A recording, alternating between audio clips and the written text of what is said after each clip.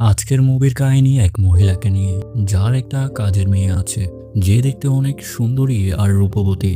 মহিলা তার কাজের মেয়ের সাথে অনেক বেশি ঘনিষ্ঠ ছিল, কিন্তু এই ব্যাপারটা তার স্বামী মোটেও পছন্দ করত না।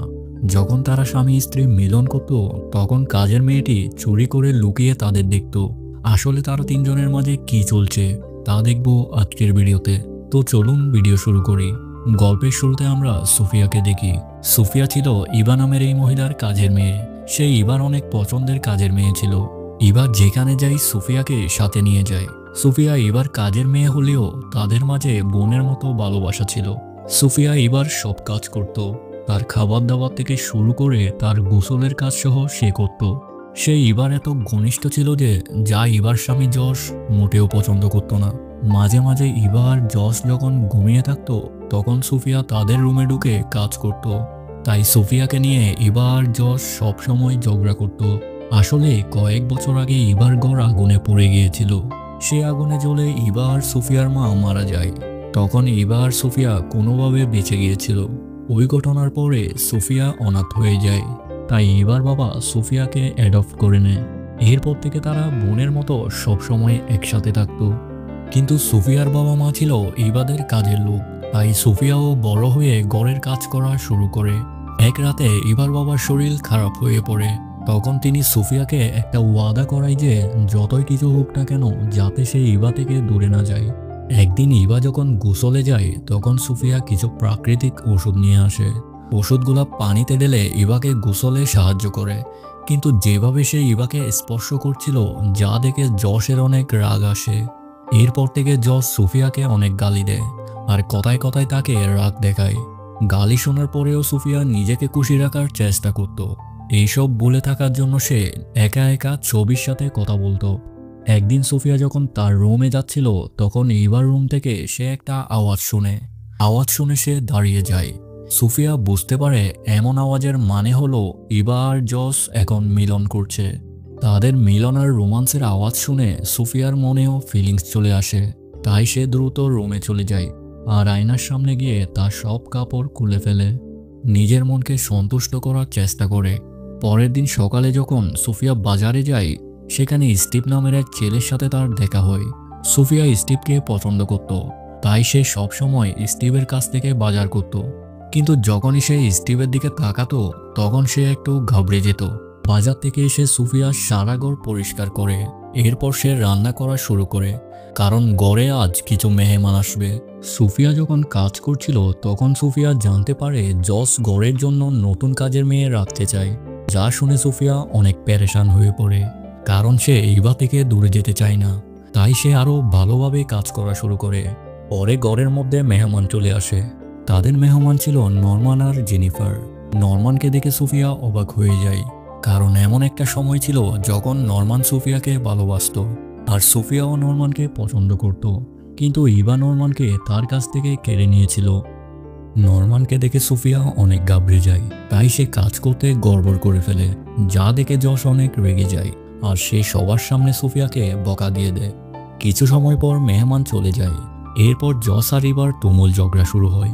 আজকেও তাদের ঝগড়ার কারণ ছিল সুফিয়া। রাতে যখন সুফিয়া তার রুমে ছিল, তখন ইভা তার পাশে আসে। ইভা তাকে কিছুই বলে না, চুপচাপ তার পাশে শুয়ে পড়ে। কিন্তু সুফিয়া ইভাকে দেখে বুঝে যায় যে তাকে এই ঘর থেকে চলে যেতে হবে। পরের দিন সকাল হলে সুফিয়া তার সবকিছু নিয়ে চলে যাচ্ছিল, তখন যশ এসে তাকে দাঁড় করায়। সে বলে, আমি তোমাকে বের করে দিতে চাই না, আমি শুধু এটাই চাই তুমি যেন সব সময় আমাদের রুমে না যাও। যশের কথার ইশারা সে বুঝে যায় আর সে আবারও নিজের কাজে লেগে যায়। এর পরের দিন সুফিয়া নরমানের সাথে দেখা করতে যায়। তারা সেখানে অনেক আলাপ আলোচনা করে। নরমান জিজ্ঞেস করলে সুফিয়া তাকে বলে, ইভার বাবা আমাকে মেয়ের দরজা দিয়েছিল, কিন্তু ইভা আমাকে অনেকবার নিচু করতে চেয়েছে, কারণ সে তার বাবার ভালোবাসা কারোর সাথে শেয়ার করতে চায় না। নরমানের সাথে সুফিয়ার অনেক ভালো লাগছিল, কিন্তু তখনই ইভা এসে সুফিয়াকে তার সাথে যেতে বলে। ইভা সুফিয়াকে নিয়ে যশের স্টুডিওতে যায়। সেখানে তারা একটা বাচ্চাকে দেখতে পায়। বাচ্চাটা যশের তৈরি করা মূর্তিগুলার মাঝেই ছিল। আসলে বিয়ের এত বছর পরেও ইভা মা হতে পারেনি, তাই ইভা বাচ্চাটাকে তার সাথে গড়ে নিয়ে আসে। ইভা যখন বাচ্চাকে গোসল করাতে চাইতো, তখন বাচ্চাটা অনেক দুষ্টুমি করত। পরে যখন বাচ্চাটাকে সুফিয়া গোসল করাতে আসে তখন বাচ্চাটা চুপচাপ গোসল করে নেয়। এরপর তারা একটা ডাক্তার নিয়ে আসে। বাচ্চাকে ভালোভাবে চেক আপ করে ডাক্তার বলে বাচ্চা এখন ঠিকঠাক আছে, কোনো সমস্যা নেই, কিন্তু এই বাচ্চার শরীর খুব নমনীয়। এদিকে বাচ্চার দুষ্টুমি এবার সহ্য করতে পারছিল না, কিন্তু জস আর সুফিয়া বাচ্চাটির দক্ষতা বুঝে যায়।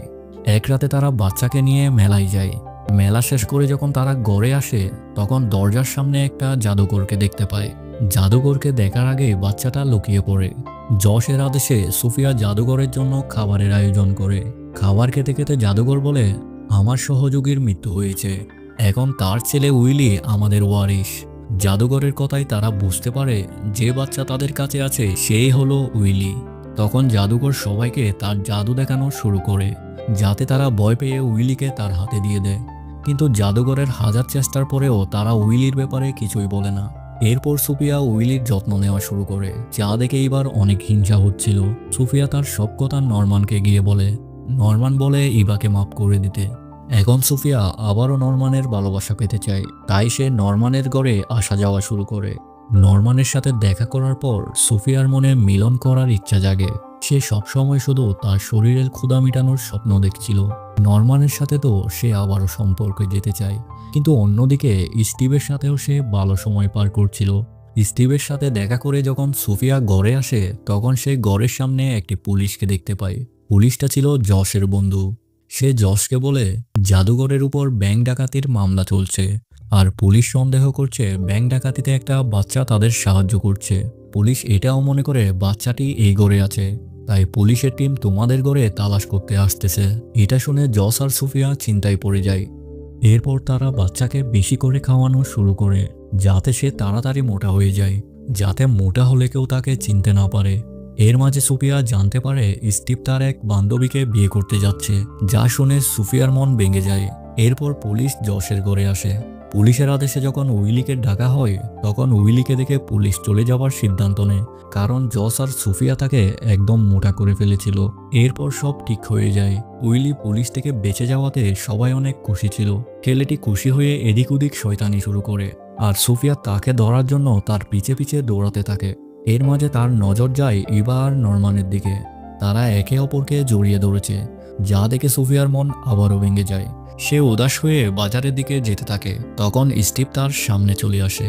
স্টিভ বলে, আমি শুধু তোমাকে ভালোবাসি, যদি তুমি চাও আমরা বিয়ে করে অন্য এক শহরে চলে যাব।